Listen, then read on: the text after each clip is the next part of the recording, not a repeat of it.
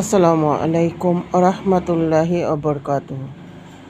আজকে কোরআন থেকে একটি আয়াতের উদ্ধৃতি দিয়ে আমি একটি বিষয়ের উপরে আলোচনা করব।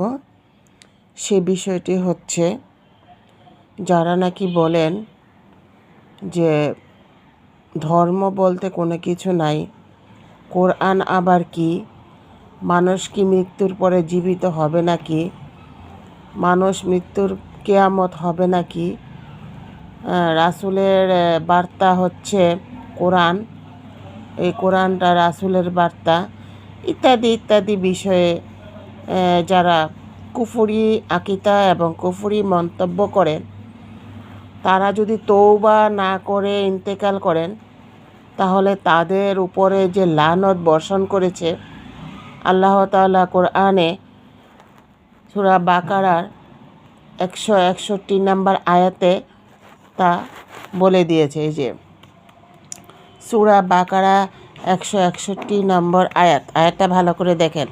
সূরা বাকারা 161 নম্বর আয়াতে দেখেন আল্লাহ পাক রাব্বুল আলামিন কীভাবে লানতকারীদেরকে লানতের কথা বলেছেন। তো চলুন আমরা একটু আয়াতটা দেখে নেই। আর আয়াতটা পড়ে দেওয়ার উদ্দেশ্য হচ্ছে, যারা কানে শোনে না বা চোখে দেখে না, অক্ষরহীন জ্ঞানহীন, শুধুমাত্র তাদের জন্য। আর যারা পারদর্শী, যারা কোরআন তেলাওয়াত করতে পারে, তাদের জন্য না। তারা আয়াতটা দেখে কোরআনের অর্থ এবং তর্জমা, হাদিস এবং যত বড় বড় মুহাদ্দিস আছে তাদের সাথে আমার এই কোরআনের অর্থটা মিলিয়ে নেবেন, সত্য না মিথ্যা। কারণ আমি সবসময় কোরআন থেকে তাফসির করার চেষ্টা করি এবং মূল কথাগুলো তুলে ধরার চেষ্টা করি। তবে লানত কাদের উপরে দেখেন। বিসমিল্লাহির রহমানির রহিম। ইন্নাল্লাযীনা কাফারু ওয়া মাতু ওয়া হুম কাফারুন উলাইকা আলাইহিম লা'নাতুল্লাহি। এইটাই শব্দটা দেখেন, লা'নাতুল্লাহি। আবার বলতেছি, লা'নাতুল্লাহি মানে লানত, ওয়াল মালাইকাতিহি মানে মালাইকা হচ্ছে ফেরেশতা, ওয়ান্নাসি আজমাইন, ওয়ান্নাসি আজমাইন, ওয়ান্নাসি মানে মানুষকে বলা হয়েছে, মানে মানুষের লানত, ওয়ান্নাসি আজমাইন। দেখেন আল্লাহ বলেন যে, আবারও আমি আয়াতটা বলতেছি, আয়াতটা হচ্ছে ইন্নাল্লাযীনা কাফারু ওয়া মাতু ওয়া হুম কাফারুন উলাইকা আলাইহিম লা'নাতুল্লাহি ওয়াল মালাইকাতি ওয়ান নাসি আজমাইন।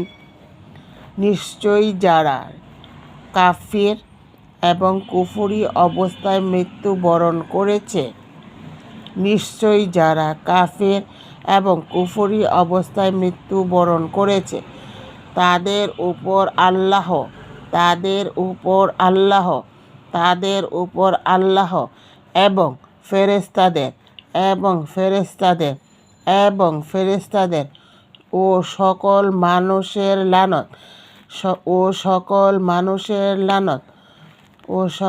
মানুষের লানত, তারা সেখানে চিরস্থায়ী। তাতে শাস্তি কখনো হালকা করা হবে না এবং অবকাশ হবে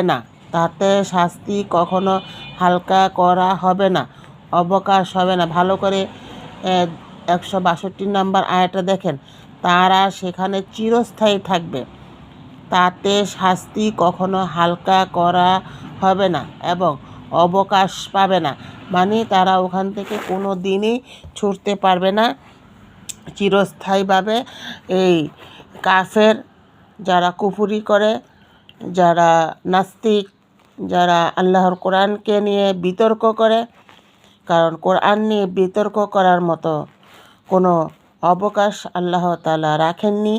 কারণ কোরআন নিয়ে যারা বিতর্ক করেন আল্লাহ তাদের উপরে লানত বর্ষণ করেন। লানতকারীরা কখনো কোনো দিন জান্নাতে প্রবেশ করতে পারবে না। আর কোরআনে স্পষ্টভাবেই দেখলেন যে 61, 161 এবং 162 নাম্বার আয়াতে আল্লাহ স্পষ্ট বলে দিয়েছেন। আমি 162 নাম্বার আয়াতটাও আপনাদের পড়ে দিচ্ছি। খালিদিনা ফিহা লা ইউখাফফাফু আনহুমুল আযাবু ওয়ালা হুম ইয়ানজারুনা। দেখেন এখানে বলা হয়েছে যারা সেখানে চিরস্থায়ী, তারা সেখানে চিরস্থায়ী। খালিদিনা ফিহা মানে চিরস্থায়ী। লা ইউখাফফু আনহুমুল আযাবু, তাতে শাস্তি কখনো হালকা হবে না। আযাবু মানে আযাব কখনো হালকা হবে না। ওয়ালা হুম ইয়ানজারুনা এবং অবকাশও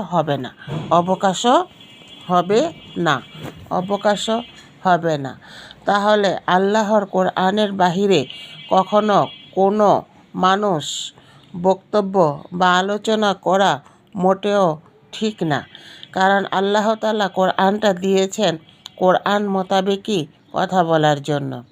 তার পরবর্তী আয়াতে আমি প্রতিটি আয়াত হেডলাইন করে থাকি। তার পরবর্তী আয়াতে আল্লাহ পাক রাব্বুল আলামিন বলেছেন, তোমাদের ইলাহ এক, তিনি ছাড়া আর কোনো ইলাহ নেই, তিনি পরম দয়ালু। দেখেন ওয়াইলাহুকুম ইলাহুন ওয়াহিদুন লা ইলাহা ইল্লা হুয়ার রাহমানুর রাহিম। এই জিনিসটা আমরা আসমাউল হোসনার মধ্যে পড়ে থাকি যে ওয়াইলাহুকুম ইলাহুন ওয়াহিদুন লা ইলাহা ইল্লা হুয়ার রাহমানুর রাহিম। তোমাদের ইলাহ এক। আল্লাহকে যে ইলাহ হিসাবে মানল না, শুধু আল্লাহ হিসাবে মানল, ইলাহ হিসাবে মানল না, সে কখনো ইমানদার হতে পারে না।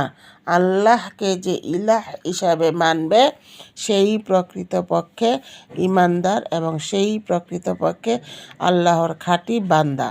তিনি ছাড়া আর কোনো ইলাহ নেই। ইলাহ একজনই থাকে। ইলাহ কোনো শরিক হয় না। ইলাহর কোনো বন্ধুবান্ধব নাই, স্ত্রী সন্তান নাই, ইলাহর কোনো পরিবার নাই। ইলাহ একাই, কারণ তিনি পরম দয়ালু, দয়াময়। কারণ আল্লাহ